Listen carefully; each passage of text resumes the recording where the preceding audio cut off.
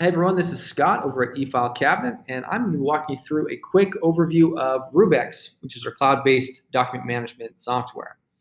Now I'm going to just cover the high-level kind of key features that makes our software unique, and we're going to be jumping in as Dunder Mifflin for this walkthrough here.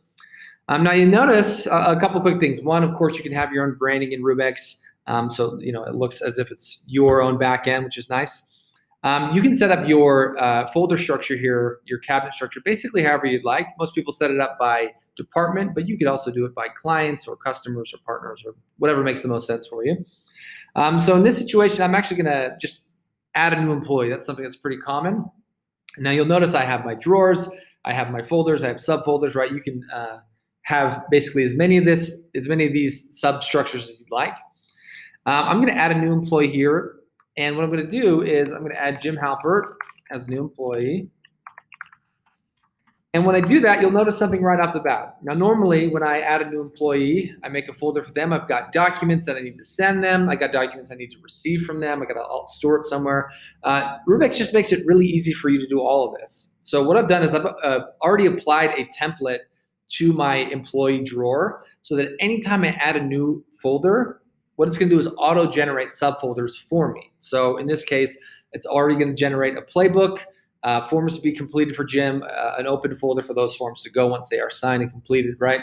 So I just save myself a ton of time. I'm not going to track these documents down. They're already right here, ready to go. So if there's documents I need Jim to sign, I can send them out for an e-sign.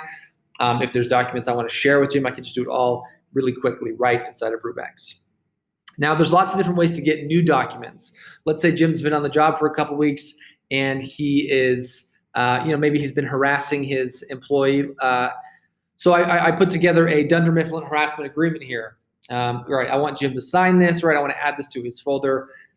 Now, there's several different ways, of course, I can add it. So I can, of course, just print to or scan to and send it directly to Jim's folder here. In this case, I'm just going to drag and drop it. You can do that as well. What some people do is they create a watch folder on their computer. So say you have emails coming in or you have a certain area you want to funnel all your documents and have that automatically upload into Rubex. You can do that as well. So lots of different ways, of course. So I have this Dunder Mifflin harassment agreement here. Of course, I can preview that and make sure it's exactly what I intended it to be. I'm going to right-click this, and you'll notice just like in your regular computer operating system, you have lots of right-click options. This should feel right at home for you. And what I'm going to do is I'm actually going to sign this with e-signature. Now, for the purpose of this, I'm just going to put my own name. But of course, you would add the name of the person you're signing, like Jim or whoever.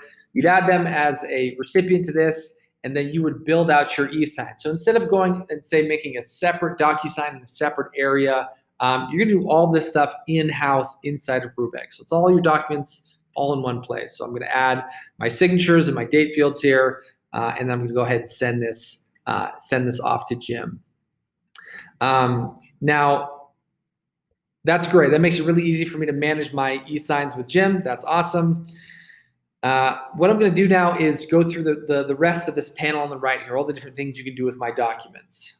So, of course, we went through the previewer here. Adding profile data, we'll get into search, but you can search any text, any number that's inside of your documents. So if I want to search, for example, Jello or any specific word from this, I can search any one of my documents. We'll go into that in a second. But profile data is basically metadata. So maybe something that isn't explicitly on the document. So in this case, I want to reference that this document has to do with Dwight. So I've made a profile around Dwight and other data points around that. So I'm going to add that profile data to this document. So now I can search for documents with profile data in addition to actual words on the document. I can actually add comments to documents. Needs to be updated. This is all internal comments. I can also search by that. And then, of course, permissions. That's big for a lot of people. Not only can you add permissions at the cabinet and drawer and folder level, but even down to the document level. I can choose who gets access to which specific documents. Can they read it? Can they write? Can they delete? Can they download? I have access to all that and can change that on the fly. So permissions at a document level is huge for a lot of people. Next is governance. So if I want to set a specific rule for this harassment policy, say this harassment policy only lasts for 12 months, and I want to move this document to a new folder or send myself a reminder to fill out a new one. Or for a lot of people, they have to remain compliant, right? They want to be able to automatically delete or purge a document after, say, 7 years. You can do that. You can choose when you want that to happen, and you can say, I want this document to be purged at this time, and you can set that rule. You can set multiple rules per document. Similar is automation. You can set quick automation rules to notify yourself or someone when a document is downloaded, uploaded, or deleted. And these last two here, file versions and audit logs, these are great for compliance purposes. So audit logs, of course, anytime anyone interacts with a document, whether they view it, move it, click it, anything like that, you have a full audit log, of course, cannot be edited. So that's great for compliance reasons. And then file versions. If I were to upload another version of this file, a newer version, what you'd find is that I could look back and I could edit all the different versions, or I could see and compare all the different versions, choose which one I want to be the default. So for example, if I wanted to preview this document, what I could do is actually compare two documents side by side. So if I wanted to compare maybe an older version of this harassment agreement with a newer version, I could do that, or compare two completely different documents. You can do basically whatever you want there, kind of a dual screen preview. So I've highlighted lots of different things here. Again, the search capability in Rubix is pretty remarkable. So I can search any word. So I'm going to search the word employee. What's going to happen is it's going to search every document in my system that has the word employee, and it's going to highlight that document for me. And then what I'm able to do from that is whittle it down, right? So obviously I probably have lots of different documents that have the word employee in it. So what I can do is actually create an advanced search, and I can add all these different criteria. So I want the word employee plus it was created by so-and-so or created in this time frame, right? I can make very hyper-specific searches and save those, right? So you can do a very robust search inside of Rubix, which is pretty cool. Last couple things I want to highlight here, again, just to overview our cool features here. So one is going to be zonal. So I won't go into detail, but if you are working on the same kinds of documents every day, so say you're sending out a 1040 every day or receiving a 1040 every day, what you can do is we have kind of a separate sister app with Rubix. And what it allows you to do is basically highlight zones on a document. So in this case, the first name, the last name, social, and address, right? Automatically tag that information and then automatically categorize and sort that information inside of Rubix. So you can imagine sending a document out to lots of different applicants. They fill out the information, that comes in, and then it automatically receives it, transcribes that information, makes a new folder with the first and last name, and basically the document starts to file itself in a lot of ways. This is a tool that's very robust and has lots of features. We usually have a separate demo just to go over zonal, but it is something that is part of our offering.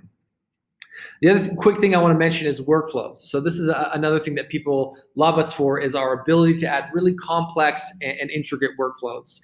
So this leave of absence workflow, for example, what I'm able to do is make a series of triggers that basically can trigger additional steps inside of a workflow. So for example, if I upload a leave of absence document, if I want that to go to an approver, so let's say a manager, and he can thumbs up or thumbs down that, and then based on that action, that's going to split off and say, all right, if he denies it, move it to this other folder, notify this person. If he approves it, all right, that kicks off a DocuSign or an e-signature or whatever.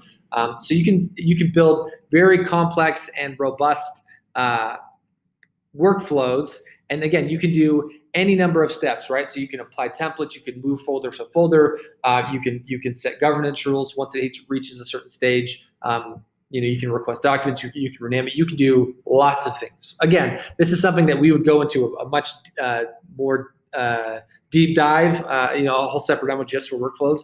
But you can start to imagine the types of things you can automate inside of your system itself. What things are you doing manually? What could you instead automate inside of Rubix? So yeah, that's gonna do it for just kind of a high-level overview. There's lots of other cool little things we can do. We have an open API. We have integrations with Salesforce. There's lots of cool things that Rubix can do.